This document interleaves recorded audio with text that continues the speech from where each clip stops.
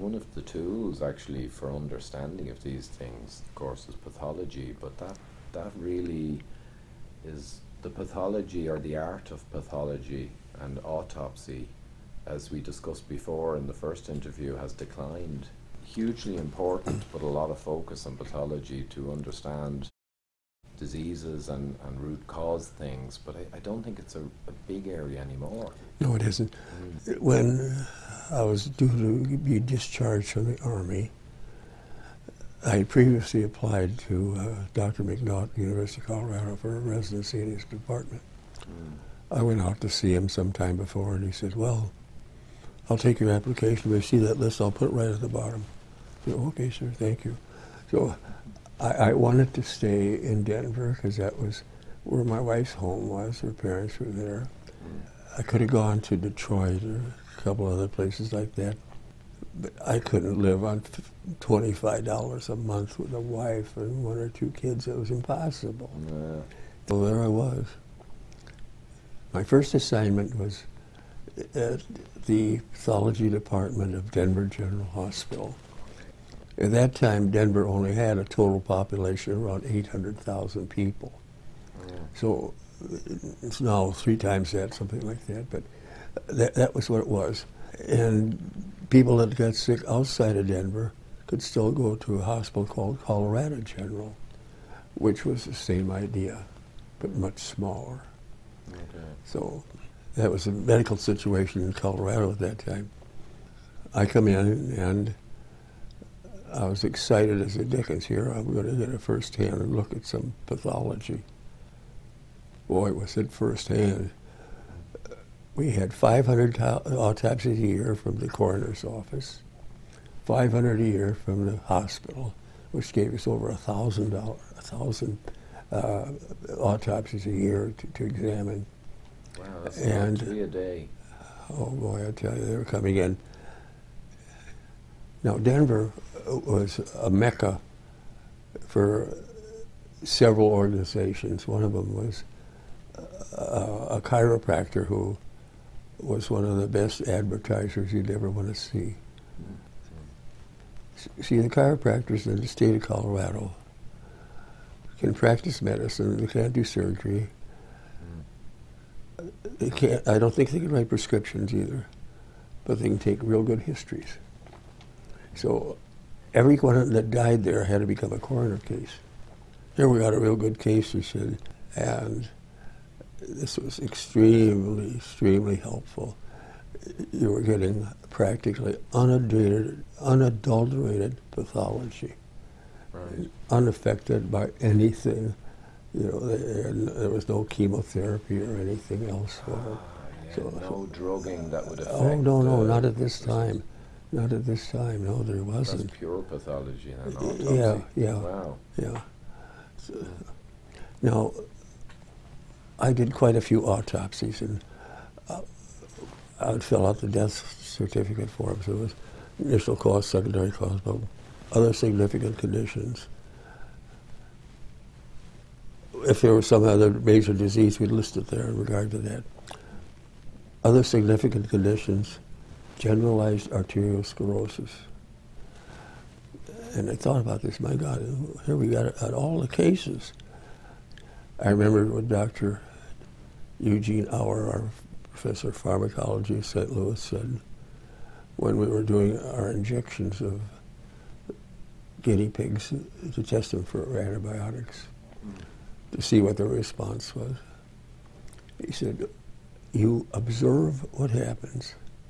If he wiggles his left foot, write it down.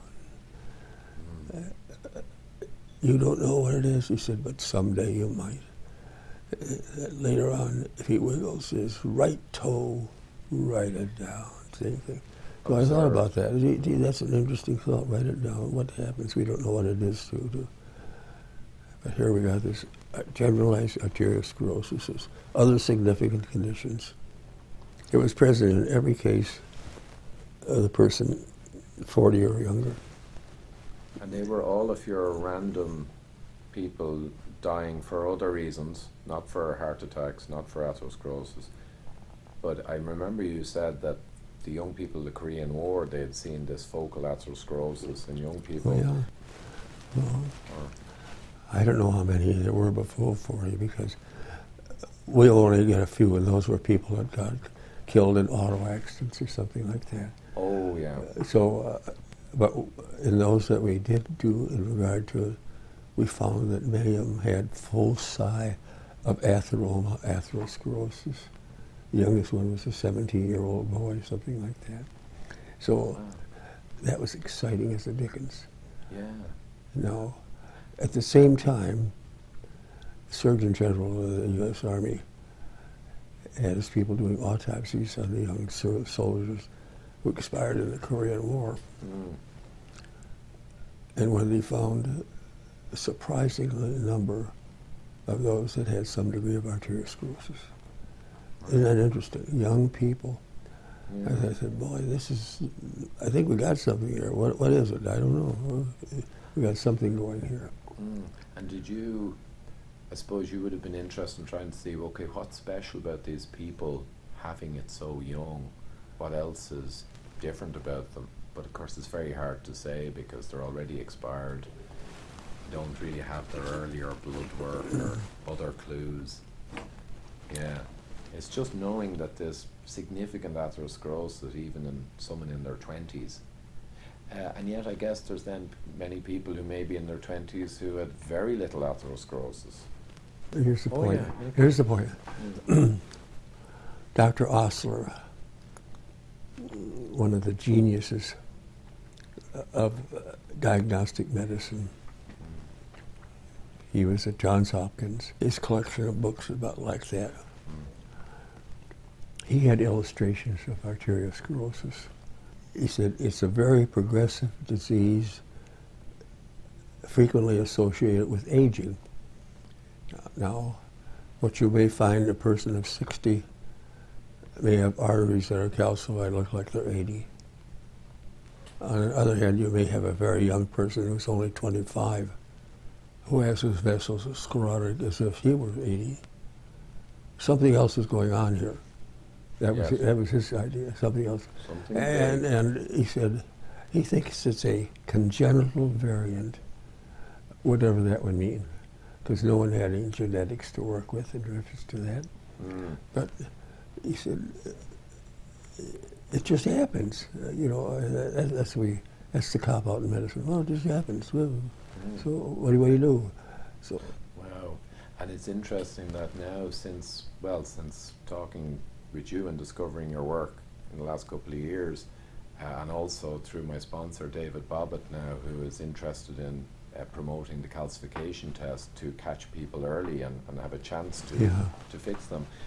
Lots of people are writing to me now who have had calcium tests, and only 2 weeks ago a young man of 29 asked for a calcification test because his father died at 38 of an MI. So obviously there's a genetic disposition. Sure. And the doctor said, no, you don't need it. You're 29, even with the family history. But he insisted, and he got the result, and it was 580, which by the MESA calcium data, he has the arteries somewhere in his 80s. So massive calcification. But I looked at his bloods, and essentially diabetic at 29. Now he had smoked a lot as well, and drinking. But at 29, his blood's going back 3 years. The ratios of his lipids is quite clearly very insulin resistant. Yeah. So I guess your opinion is that a large amount of the disease is mediated by diabetic physiology, insulin resistance phenomena. But then the genetic component, I wonder, is the genetic component when some families get really bad atherosclerosis young, just that they're very genetically predisposed towards becoming insulin resistant? So it is genetics, but still the environment has to be a factor, sure. Yeah, is a big factor. So if you take someone with genetics who can eat a modern diet, high carbohydrate diet with lots of stuff that will tend to promote diabetic physiology, but they may not really develop a lot of it, but then a genetic line that becomes very insulin resistant with a modern diet, it can rapidly develop that diabetes. Mm-hmm. Well, we get surprised on a lot of things. Actually, because first of all, the medical world really does not know what diabetes is. They really don't. Well, it's high blood sugar. Okay. What else about it? Bike. So, you know, that's where we're at. Now, what happens with the people who have the high blood sugar? They have to be treated with insulin. They have to be brought back under control and so on. You had groups of doctors who were so well trained, so well skilled, that you could monitor them and bring them under control very, very well. And these were considered the diabetologists. Then they would have conferences in which I think this group of people have diabetes too, but the sugars aren't that bad. But they got all the complications as if they were. There was one conference which I attended. It was very interesting. They were having a roundtable discussion afterwards on it. They said, well, these cases have all the appearance of laboratory of being a diabetic. A voice from the audience is called, oh, why not call them diabetes then? Yeah. Very logical. They don't want to call it diabetes unless the sugars are elevated. Oh, that's right. That's the problem. Yeah, that's right. It doesn't fit into the classic definition. Sorry, buddy, it just didn't make it. Amazing. Whereas in any investigative world, other technical world, you would always dig deeper, say, okay, it doesn't have our classic simplistic definition, but they clearly have symptoms and the phenomenon is happening, so let's look for better measures. But they don't do that. Should. I know, but in my world, you always go and go until you get the earliest, and then you know much more what the root cause is when you get to the root. But they don't go to the root. They're happy to sit up here at end stage with high blood sugars and then play with controlling them. It's amazing. So many in the medical area consider what I call the clinical pathology of diabetes: hypertension, retinopathy,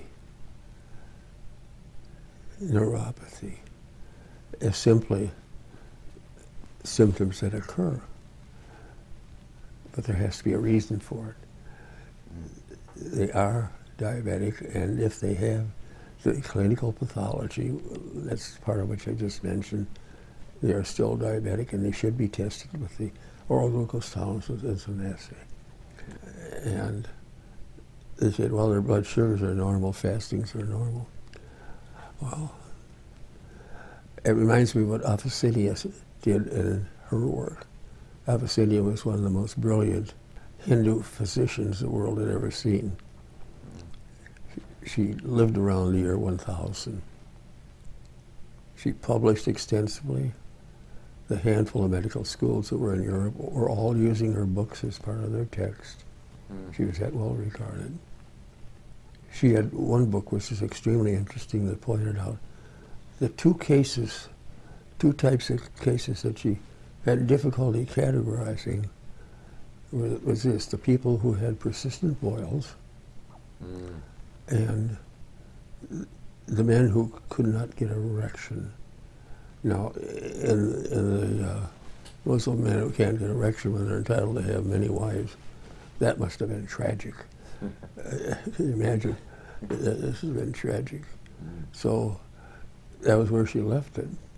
Now, she knew nothing about what we're talking about. 1,000 years later, I could have told her what's going around. Yeah, it's diabetes. Yeah. And these would, of course, the boils are the kind of the diabetic problem with abscesses and poor healing. And then the vascular dysfunction then that causes the penile erectile, and that's just basically inflammation and damage to the arteries. That's right. It just makes them not function so well. That's correct. Okay, yeah. And they're all microcapillaries there. It's not it's not just one or two main arteries. No. And that it's all the network And they're inflamed and narrowing, I suppose, with the class.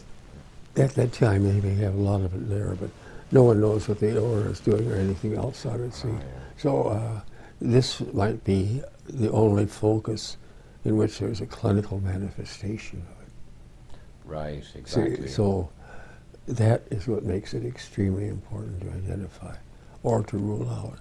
And it could, and for many people, it could be a relatively early manifestation, too, Sure. before there's major damage. Oh, yes, indeed. And in other people, possibly, we don't know, they could have very significant macro vessel damage and maybe not be too bad there.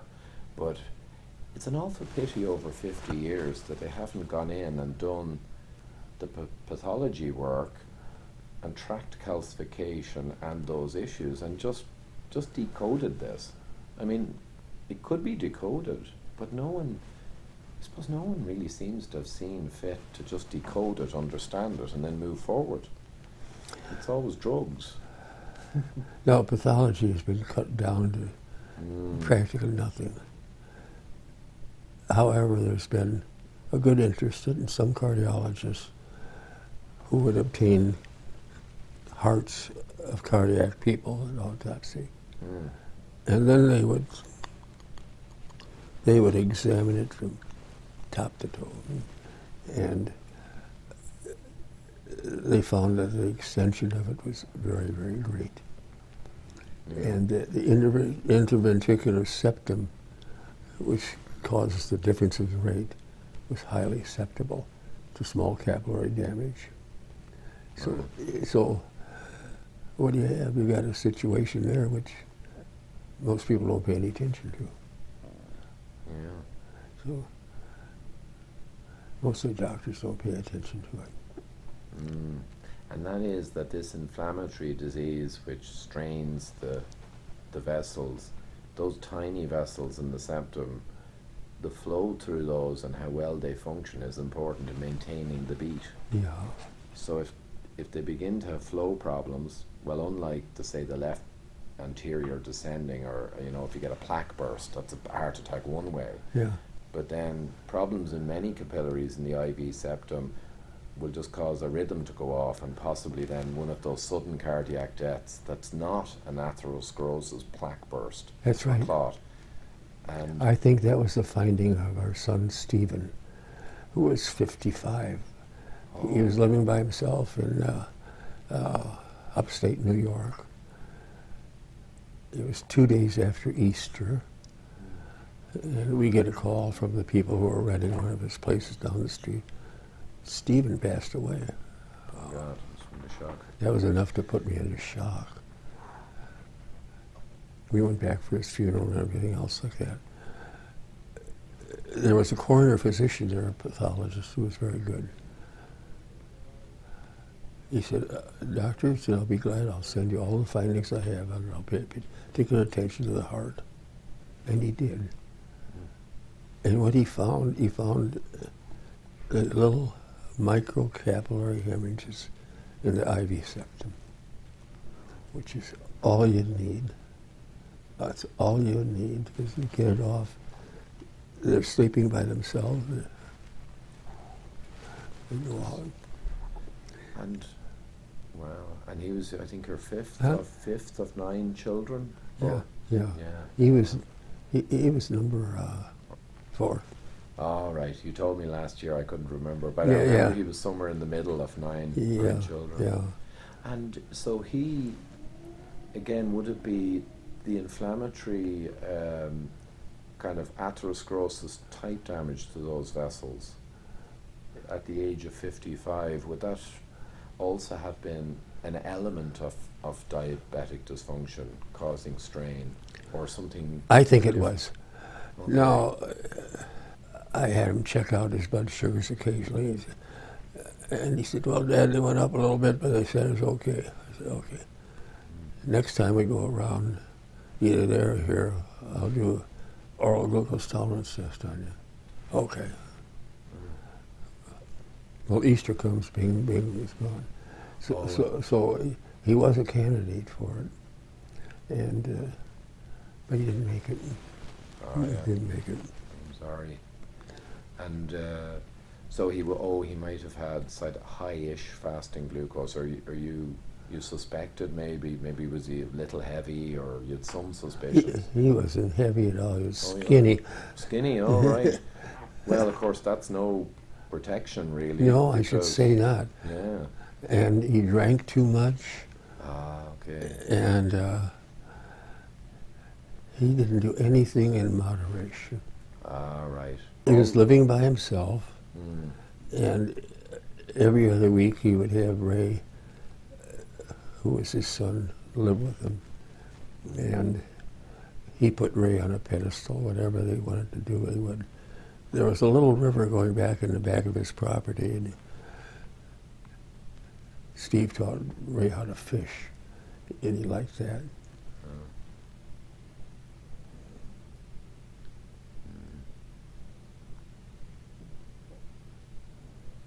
Well, we'll see him again. We'll figure out what the hell happened.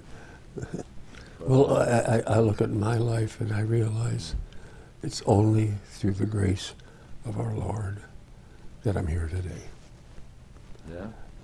I can't think of any friends I got in my class, college, or anything, who are even alive.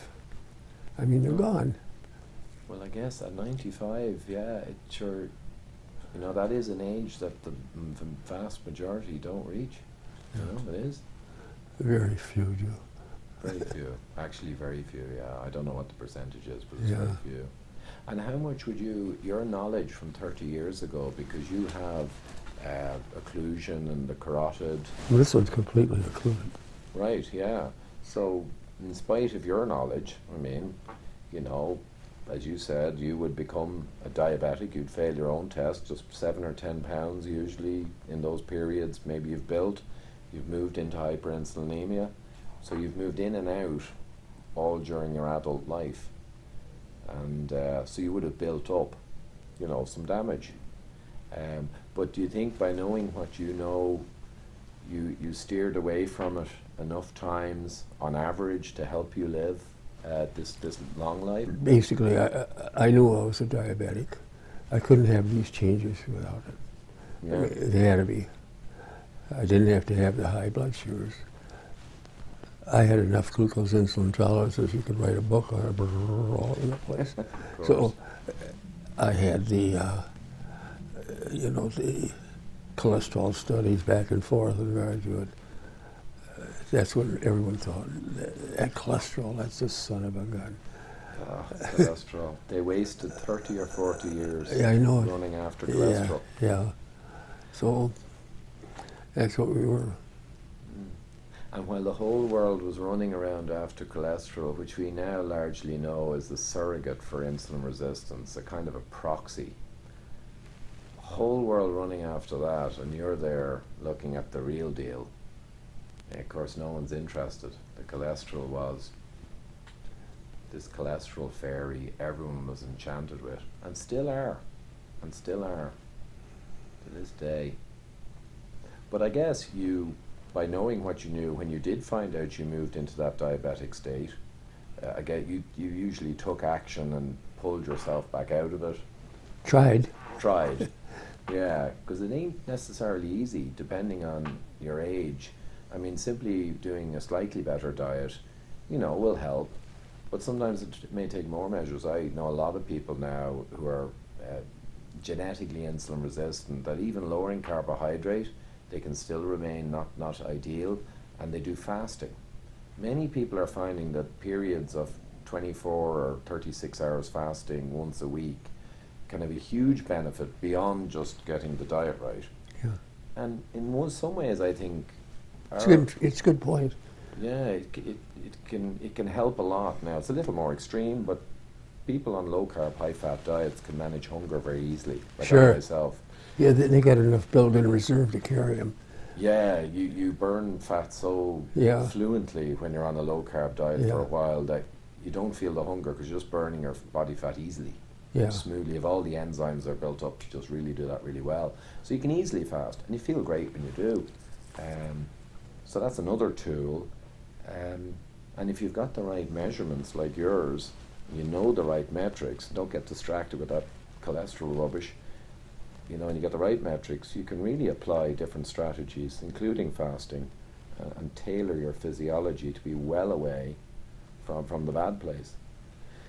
I guess that's what a lot of people are in the seminar or the conference I was at in San Diego. You got a few hundred people, half of whom are medical professionals, all sharing, well, a lot of what we're talking about, and getting this understanding spread. We're just going to have to keep at it. If you note in my book, I stay away from nutritional management as a chapter.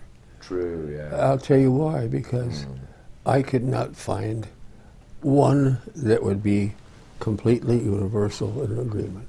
Yes. And I didn't want to open up a Pandora's box, because the purpose of my test was not to identify a diet, but to identify an end process, Yes. which was arteriosclerosis. Yes. That's what it was. No, I've been criticized for that, but what do I know? Everyone wants the final solution. I think once you understand the disease and you can diagnose it early, then the next step is how do you manage it, reduce it. But the problem, you're in a minefield then, because as you were saying, there are so many opinions and so much controversy. It's a Pandora's box, you know, but the key things are the measurement, the early diagnostic, the understanding of the processes, and the insulin resistance, hyperinsulinemia. Now, what you do to make that process better, that could be many different, it could be different things for different people. That's right. There you got it. That's it. Now you're into the genetic variability. Largely it will be lowering carbohydrate will help generally. Some people that won't be enough. Fasting may be needed. There are other things as well, like magnesium is coming up increasingly, and vitamin D, to optimize those. And then there's the omega-3, omega-6 ratio, the omega-3 red blood cell index, which is another whole field that seems to contribute to inflammation. If you have too much intake of vegetable oils, the omega-6 type fats, and too low in DHA, EPA, omega-3 type fats, that ratio for a million years of evolution was quite balanced. But we've gone from a balanced ratio to modern people being 40-1 of omega-6 because of all the vegetable oils they tell us to eat for our heart. And that can be inflammatory. Yeah. Also contribute. So you're absolutely right. That minefield requires, that's going to have to be debated in the next decade. I agree. By tons of people. I agree. One man can't do it. I know. That's why I've been so encouraged what you and your doctor friend in Colorado are doing. They're putting clinical judgment into their work based on what they know about hyperinsulinemia. Now, that is important. It's huge. That is important. And Because once that can be established, and it can be, I think there will be, like you say, a gradual change. I don't want to see that. I want to see an explosive change. But I don't think I'll see that. But, no. But the rate of change compared to the past 20 or 30 years is really quickening, because you had to suffer through in the 70s knowing what you know about hyperinsulinemia being the dominant force, you know, this diabetic dysfunction, and the biggest disease, the biggest killer in the world. And then for 30 years, there's almost no proper focus on it. But now in this decade, ignored it. They ignored it. Yeah. They looked at cholesterol, and the biggest irony for me is they were looking at something that was the side effect of the hyperinsulinemia. That was the real effect. And they're looking at a side effect. Yeah. That the cholesterol is only listening to the orders from hyperinsulinemia, fatty liver, and all that dysfunction. It's a side effect. And they're looking at that. If they looked at the hyperinsulinemia and focused on that, now you'd start seeing what dietary intervention changes could make the really important process get better. And then you've got not just lowered carb, of course, it's more complicated. Some people will need fasting, omega-3, omega-6, vitamin D, and all these other factors can tie in. Heavy metal contamination and genetic diseases. here's one thing that you may interest you. Someone told me a couple of weeks ago, there's a very rare disease, I can't remember the name, where people prematurely age, very prematurely age, quite rare. But a friend of mine investigated papers on it, and well, what's the thing that kills them? And what it is outrageously advancing atherosclerosis. And then he looked through more papers, well, what's uniquely unusual? And there are quite a few blood parameters that are off in them. They have genetic issues. But one of the really striking things is massive insulin resistance. They genetically have massive insulin resistance and massive atherosclerosis. And that's what kills them, really. Yeah. That is a big one. So even in these, I know these are rare diseases and there are a lot of other things going on, but my friend was saying, his name's Nick Mailer, every time you find bad things, insulin resistance always seems to be there. Cholesterol might be low or high, but insulin resistance is so present. So many bad things. I mean, in cancers as well, you know, there's PCOS, polycystic ovarian syndrome, being more and more acknowledged to be essentially hyperinsulinemia, idiopathic hypertension. Recent papers kind of saying, look, most of this is probably hyperinsulinemia. It's not really idiopathic. It's just no one wants to call it. I agree with that. I think that's correct. Yeah. That's exactly correct. You talk about the people in regard to pregnancies and this sort of thing. One of our doctors on our staff, who was from Spain, he was very much interested in our test because he was doing a lot in regard to fertility studies. And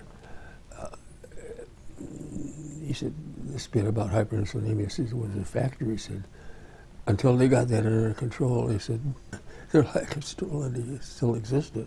So that had to be brought under control. Oh, so the hyperinsulinemia was the thing you had to fix to have a chance at getting pregnant. Getting pregnant. Yeah. I think that's a really huge thing because you got the PED, you got PCOS, you got difficulty, conceiving, another modern problem. The cancers, many of them are directly tied to hyperinsulinemia. Sure. You know, and this is in papers. You've got the heart disease, obviously, is your one, and that's the massive one tied to hyperinsulinemia. But I mean, I could go on. Someday you will. Someday you will, because it's the missing link in regard to our entire culture. Yeah. And it has to be recognized how powerful this little biochemical substance is. Yeah. It's I refer to it as the master signaler. It's not doing all the damage, but when insulin signaling is wrong, then leptin signaling is wrong. So many signaling systems go off, and insulin is like the quarterback. Yes, right. There's lots of players. Yeah. That's Professor Feynman's I like phrase. that. It's a quarterback, yeah. It says there's lots of players on the field of chronic disease, and you can't just be monofocus, but insulin is the quarterback. That's the guy to watch. So even if insulin isn't directly driving, like high insulin directly driving a problem itself, directly mechanistically, the high insulin is going with the systemic problem that through some other mechanism is driving. If you follow insulin and get insulin really low insulin, in response to glucose especially, but even fasting down at 2 or 3, and you get a type 5 response with a low carbohydrate diet, you have fixed so much potential trouble for yourself. You've really taken out the big problems. And now you can look for other ones as well if you really want to live forever. Sure. That's it. So I think... Well, I tell you what, I learn more from sitting next to you when you talk than anyone else has ever known. I mean it. You can't say that.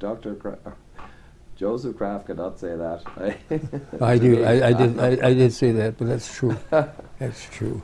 Well, I think I've learned so much from your work, and then I'm somewhat been obsessed, so I followed up leads in many ways. But the other thing is, I'm benefiting from so many people around the world who are doing the same thing, going down this rat hole of hyperinsulinemia mechanisms, and everyone's reading papers and accessing them on the internet. So like everyone has access to the biggest libraries in the world right at their desk. And these are really driven, motivated people who are technically, you know, astute and talented, and they're aware of the biochemistry and the medicine, and they're going after it, and they're all sharing. There's so much sharing going on that the ideas are getting tuned until you get kind of largely correct. You know, it's great. It's that sharing which is going to open the doors. Yeah, I think so, because sometime there will be something that will happen. Bingo, we got it. Suddenly it's complete, and then they can go on. And then the challenge, once we're largely at if you get enough people each with strong opinions, but they eventually align, all diverse people, biochemists, you know, doctors, all researching and arguing with each other in an open way, not in an academic kind of trying to be right way, but a genuine technical argument. These arguments then all begin to align, and you see a broad truth. And the problem then will be to take that broad truth and then take it outside this small percentage of doctors and people and get it out to the orthodoxy. Mm-hmm. But again, the internet will help with that too, because you get more and more recruits, young doctors getting engaged, and then there'll be a tipping point.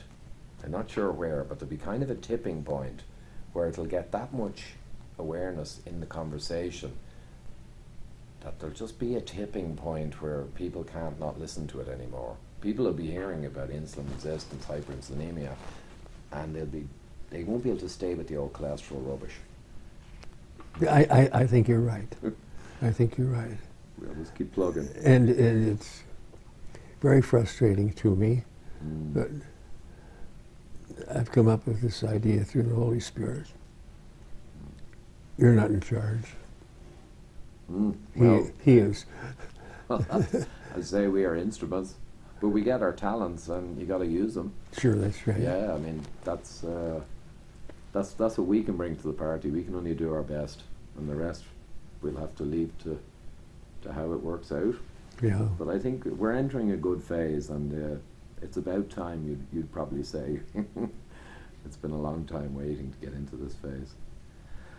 So that's great, Joe. Listen, delighted to meet you again, and you know what? We'll be swinging by this way. There's a lot going on the next year or two. I hope so. Yeah, we'll catch back up again. Have another chat. I hope your daughter comes in and has a good trip, and she finds a school that she likes, and they'll like her. I'm sure they will. Thanks a lot, Joe. Yeah, she's a great girl. We'll see what she decides to do or where she decides to go, but I think this is a field that the next 10 or 20 years is going to get really interesting, so sure it is. It'll be and look at her background. You. No. I say that meaningfully. Oh, yeah. Because you've come through with such a good, clear logic in regard to your thinking. Boom, boom, boom, boom, boom, boom. I just sit back. He's right. See. That's huge coming from you, Joe. I really appreciate that. Thank you. So we'll keep getting it out there. Anyway, your interview has 17,000 views, and it'll keep growing. That's the beauty of YouTube. It's not like a television program. It's always there to be accessed, or someone to send someone the link and say, hey, look at this. Keeps on working. Gift keeps on giving. That's right.